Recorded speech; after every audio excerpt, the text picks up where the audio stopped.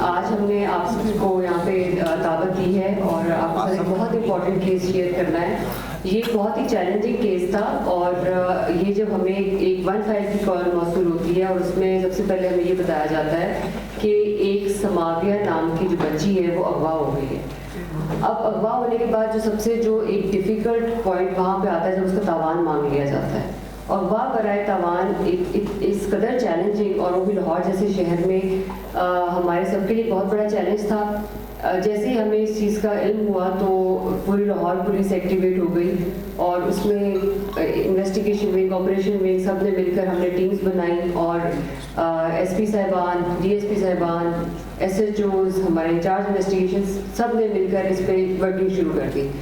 اب اس میں جو چیلنجنگ پارٹ یہ تھا کہ کہاں سے سٹارٹ کریں. ہم نے مغویہ کی فیملی کو سنا, اس کی ساری ڈیٹیل پوچھی اور ہمیں یہ پہلے پتہ چلا کہ 10:30 بجے کالج سے چھٹی ہونے کے بعد اس کا پیپر تھا انگلش کا.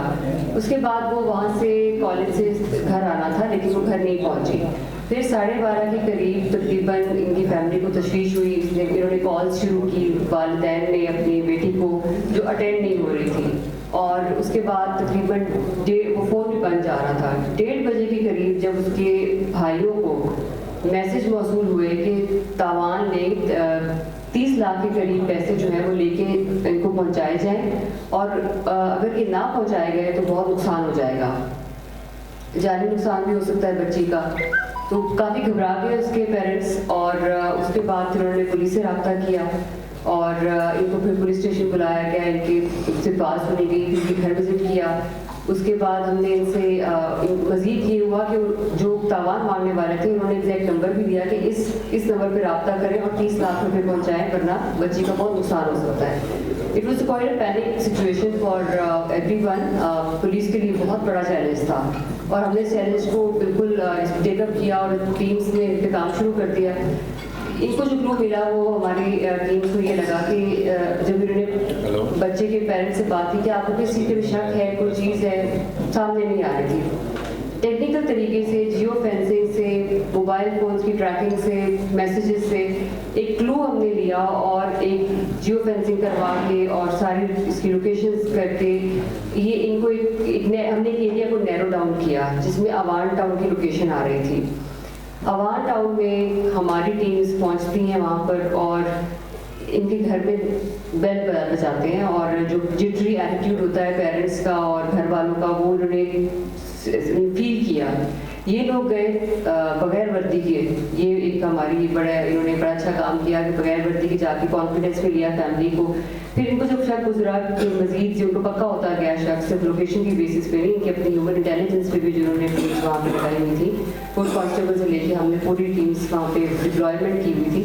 انڈیا نے گھر کی تلاشی لی اور تلاشی میں جو ایک کمرہ انہوں نے پھر لوکیٹ کیا جس میں اس بچی کو بند کیا ہوا تھا, لاک لگایا ہوا تھا اور لاک وہ کھول بھی نہیں رہے تھے. پھر انہوں نے وہ لاک توڑا, کھولا اور اس بچی کو وہاں سے بازیاب کرایا. اور اس کے بعد پھر پتہ چلا, بچی نے بھی بتایا کہ مجھے اسے کس طرح بائک پہ بٹھا کے اس سے بات کرنی تھی اس نے, لیکن یہ زبردستی اس کو اپنے گھر لے گیا اور وہاں پہ جا کے کمرے میں بند کر دیا. اور اس کے بعد اس کا فون چھین کے اس کے فون سے یہ میسیجز کرتا رہا اس کے بھائیوں کو کہ تاوان پہنچاؤ ورنہ ادروائز تمہاری بہن کو نقصان ہو جائے گا. تو اس طرح یہ لاہور پولیس کے لیے اتنا بڑا چیلنج تھا. ہم نے 12 گھنٹے میں یہ اغوا برائے تاوان کا کیس سالو کر لیا اور اس چیلنج کو پورا کیا. نشتر میں ایک بلائنڈ مرڈر ہوا تھا. ایک کچرے کے ڈھیر سے ایک لاش ملی تھی اور اس کو جب نکالا گیا بوری سے تو اس میں 2 فائر چھاتی پہ لگے ہوئے تھے. ٹوٹلی بلائنڈ مرڈر تھا اور اس میں بھی ہماری پولیس کی ٹیم نے جو ہے وہ انچارج انویسٹیگیشن سے لے کے D S P, N S P اور سب نے بڑا کام کیا ہے. اور وہ جس طرح شواہد موقع سے ملتے ہیں ان شواہد کے دیکھتے ہوئے یہ ان کا خیال تھا کہ گھر کے قریب سے دیکھیں پولیس کتنی باریک بینی سے چیزوں کو دیکھتی ہے کہ جس انداز سے وہ لاش وہاں پھینکی گئی تھی اندازہ یہ ہوا کہ کسی قریب کے گھر سے پھینکا گیا ہے. اب قریب کے گھر سے ہم نے اس لاش کو بوری سے نکالا تو اس کی بہن نے اس کو آئیڈینٹیفائی کیا وہاں پہنچ کر اور پھر الٹیمیٹلی اس کا کزن جو ہے وہ اس کا قاتل نکلا کیونکہ کزن کی والدہ کو ملنے وہ گھر گیا ہوا تھا. جیسے ہی وہ جو ملزم ہے وہ گھر پہنچا, اس نے والدہ کو دیکھا کہ وہ بیٹھے چائے پی رہے تھے اور کوئی لین دین کا بھی ایشو تھا ان کا.